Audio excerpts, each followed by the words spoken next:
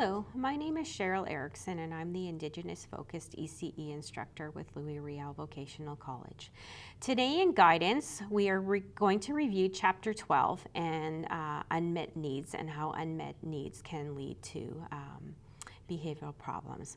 But before we get started, just a reminder to read Chapter 12 as this video is not a replacement for your chapter readings. So one of the most significant factor that plays into childcare and developing relationships with children is really having some positive expectations. And those positive expectations are going to be modeled by the early childhood educators. So our attitudes in that early learning environment really set the tone for developing those relationships, developing that trust within those children that we care for and setting them up for success. So we really need to check our feelings in terms of how we carry our bodies, body language in that environment, our voice levels, just being positive and just professionalism as well. When you walk through the door into the early learning environment in the morning, you need to leave all your personal issues at the door and come in and make that environment all about the child, the day all about the child. And it should be that child-centered approach taking place because we want to really positively guide children and set them up for future success. Teachers who are convinced children want to work and play constructively transmit optimism, and that's kind of reflected in, there's been a lot of statements regarding childcare and how children learn, and in a sense it's, you know, what they're doing during the day in their play situations is like work. And so we really want to positively teach them and guide them and have as many opportunities for teachable moments throughout the day. So children will behave as you anticipate they will. So, you know, really think about that. So we want to anticipate that all children are going to behave in age-appropriate ways and really benefit from their environment. How responses to individual children can affect situations. So temperament can influence children's behaviors. Some children do have trouble adapting, expect the worst and have intense emotional reactions when challenging any class. How we respond to that is going to be really key. You know, lots of preparation, preparing children for changes in the environment, and talking to them about positive things that may have happened in the past. So we want to focus on, you know, those those success stories and the good that have come out of that, opposed to, you know, maybe that negative. So really working towards to meet the individual needs of each child. We also want to, in our environment, look at where we can allow children those moments for privacy. And just, you know, in the slide, it does say, imagine you're in a small room with 20 other people for 8 to 10 hours a day. Do you think that would get to be a little bit overwhelming? And in most of our work days as adults, you know, we work about an 8-hour day, and in that 8-hour day, we have usually an hour coffee break or an hour lunch break and maybe some coffee breaks where we can have some downtime, leave our work environment and go do something else. Children don't have the opportunities for that. They, in most situations, have a longer day than their parents do. Where are the opportunities if they need to just clear their head and have some quiet time and be alone, where can they go to do that? So we should have space within our environment to allow children to do that. Some little nooks in the corner where, one side is closed off. They can go in there and just relax and have some downtime, have a sleep. And give them that privacy just to be by themselves for a while. And we all need that to just clear our head and reset. Power is another concept to kind of think about in that early learning environment. So we've thought about, how we need that time away. So now imagine yourself in a group with 20 others and someone else is telling you what to do and how to do it all day long. Do you think you'd be a little bit frustrated with that? Do you think that you would rebel with that? And certainly I think that I would have a hard time with that as well. And I'm an adult who has developed skills in life how to deal with that. So as a child who is still working at developing those skills, you're going to have a wide range of behaviors that you may exhibit in dealing with that when it gets to be frustrating. It gets to be frustrating.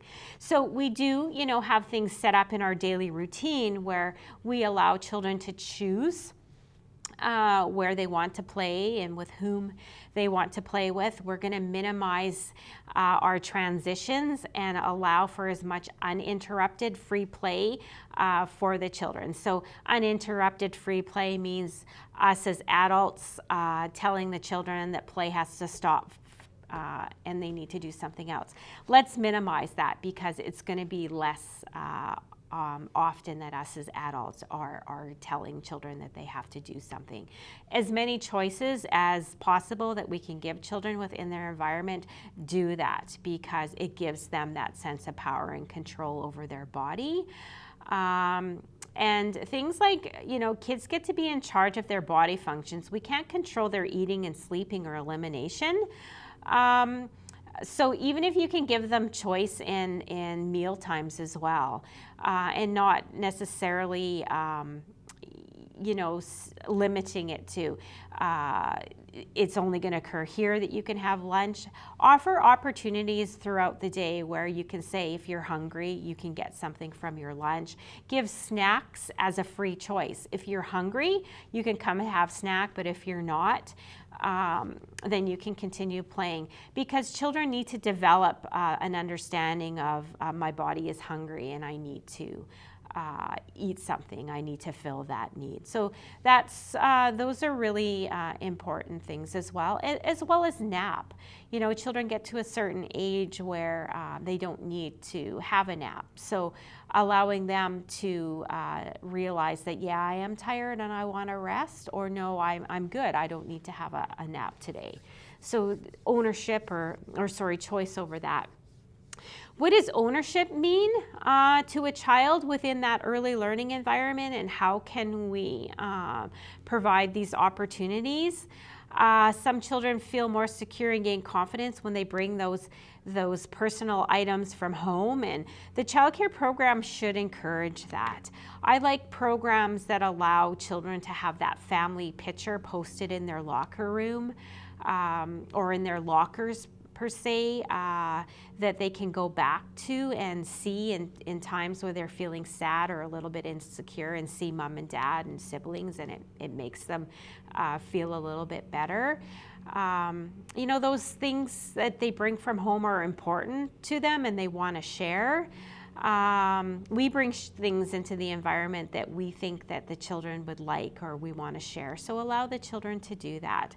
And some of those items are attachment types of items as well. So items that help a child feel a little bit more secure and help promote that self-regulation as well. So we do want to give them opportunities for that in their environment, and be open to that as well. If it sets a child up for success, we want to have those opportunities.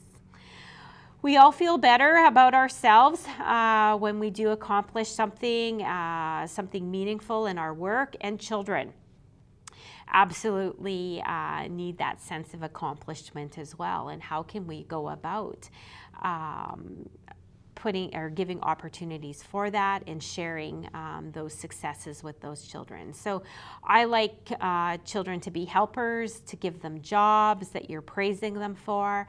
I love opportunities for children to create art and that we display it throughout the room with their name on it, and talk about that to their parents as well, or to their siblings, like, look at this beautiful art creation. That makes a child feel really, really good about themselves. And everybody can do a job. Everybody can be a part of the daily routine, whether it's picking out the book for circle, or you're the snack helper today, so you're going to set the table. All those opportunities that make a child feel good, but are also teaching them how to accomplish tasks as well. Avoid things where a child is the star, because we want to promote that all of our children are stars within the environment as well. Attention is a really important factor as far as children and unmet needs. And you could really get yourself into a power struggle with children if you're not meeting their needs and they're seeking attention in negative ways. And so, for children, if they feel like they're not getting attention, they do quickly realize what behaviors get attention quickly. And so that could be hurtful behaviors. It could be behaviors that are breaking the rules, like climbing a shelf, that gets us as adults their attention quickly because the child could be hurt by that type of action. So we don't want to, we want to give children positive attention. We don't want to just give them attention for negative behaviors, because that is a cycle that gets to be, a challenge to correct those behaviors. So give children lots of positive acknowledgement and attention. Fill their love bucket. We want to, and what I mean by that is fill them full of positive statements and affection and things like that. Fill them up internally. Make them feel good about themselves so that they don't have to act negatively to give those give attention to. And even those children that are quiet, that are always busy and just are always, behave great, and you never have to talk to them about things or guide them. They're busy all the time. They need attention too. They need to be filled up as well. So don't forget those children in your day-to-day activities. Successes and challenges.